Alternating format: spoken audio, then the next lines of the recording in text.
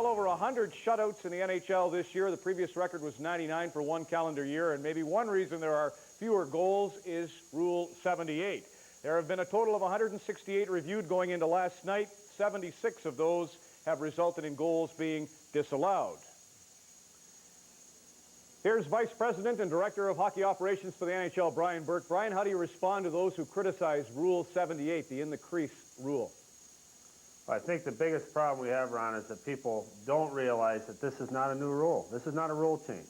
We've had a zero tolerance on man in the crease for several years. This is not new. And that's the most amazing thing to most fans is this is not new. It's not a rule change, and we have not done a good job of explaining that to the public.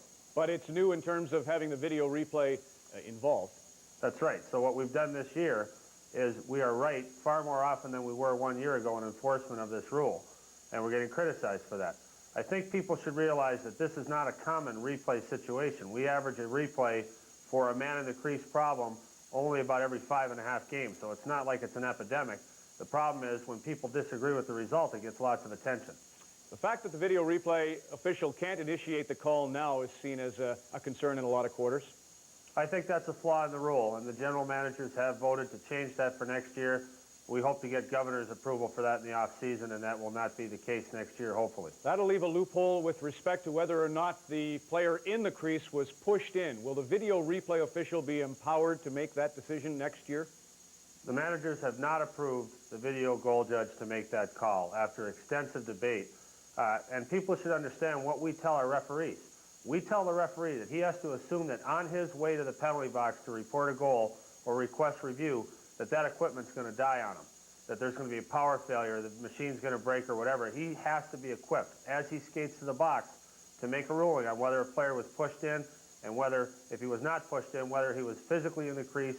That's a location issue prior to the puck entering the crease. So he's got several calls to make on this, but so far the managers have resisted giving the video goal judge the authority to rule whether a player was pushed in. When in Miami last Saturday the Toronto Maple Leafs had a goal disallowed, there was a lot of talk, privately if not publicly, that this was a homer call, that the video replay official made a call in favor of the Panthers because he works in Miami.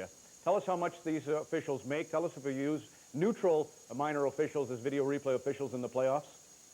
Well, first off, anyone who said there's a homerism issue here is an idiot. I mean, these people are employed by the National Hockey League. Any such allegation is ridiculous. They're employed by us, hired by us, trained by us, and fired by us if they're incompetent. Every time a goal is reviewed, for whatever reason, high stick, man in the crease, in off a skate, whatever the criteria, the video goal judge has to send a copy of that goal and all the replays to Toronto. So every time he makes a judgment, it's reviewed and evaluated by our department. And if a guy's incompetent, he gets canned. So the notion of homerism is ridiculous. It's almost, I feel like not even responding to it. Why wouldn't you use a neutral video replay official in the postseason, though? We do. We use the supervisor of officials is at every playoff game, and whoever's supervising that series can overrule the video goal judge and make the call. Okay, so because the supervisor, you don't feel there's a need. Will the size of the crease change in any form next year? There's no sentiment to change that at this point. I've seen media speculation that we would go to man in the crease with the old, smaller box, but not for other purposes. But no, at this point, I think people have to realize that this rule is a great improvement. Last year, all these goals that are being called back now that were violations last year were being allowed. And if you recall, we used to have a no harm, no foul rule. People would say, well, geez, he was on the far side of the net, he wasn't a factor. We used to have that rule. And the players took advantage of it. And they figured, if I got one toe in, that's a goal. Now I go in a foot. Now I go in 2 feet. And we had guys leaping out of the way of the goaltender and saying, I didn't get in his way. So we went to a zero tolerance rule.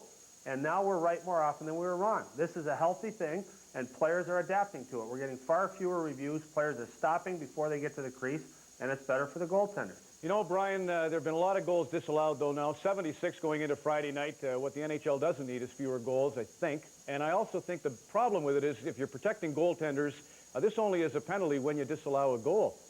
Well, I think, first off, if we get in the players' minds that we're protecting the goaltender, you go in the crease, you run the risk of having a good goal disallowed. That is heavy pressure. You see when guys go back to the bench now for being in the crease, they get screamed at by teammates, coaches, fans, and we're seeing players making a much more conscious effort to stop before they get to the crease. And we can't just say we want more goals, so let's allow illegal goals, let's just let players throw them in the net too. That'll raise scoring as well. Right. We'll see some excitement, I'm sure, first time out in the Stanley Cup playoffs. But, Brian, thanks very much. As you say, it's part of the process. Wish you luck with it. Thanks, Ron.